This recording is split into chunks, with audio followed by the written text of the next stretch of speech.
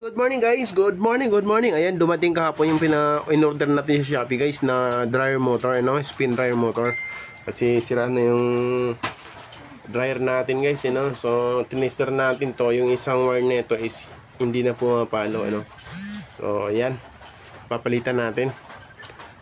At dumating na kahapon. Ang delivery natin ay binuksan na natin. Ito. Ayan.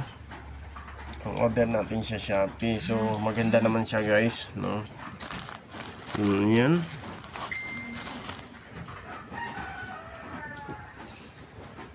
Ayan, copper siya guys, copper.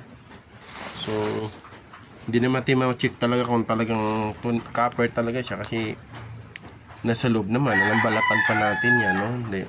Basta ikabit na natin to. Sana magtatagal ito. Ayan. At saka ang kagandahan dito guys is ayan. Ito guys, tingnan nyo to guys, Pati yung mga paa niya guys, yung lagay ng paa niya is pasok na pasok guys, Pasok na pasok yung lagay ng yung mga paa niya, Yan. Ayan, pasok guys, So wala tayong problema. Pasok na pasok yung sa paa niya. Ayan.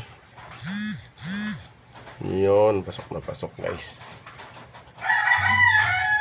Tsaka ito, pasok na pasok din. Pasok na pasok din ito guys, yung para nakakabit dun sa spinner niya guys, Ayan, pasok din siya.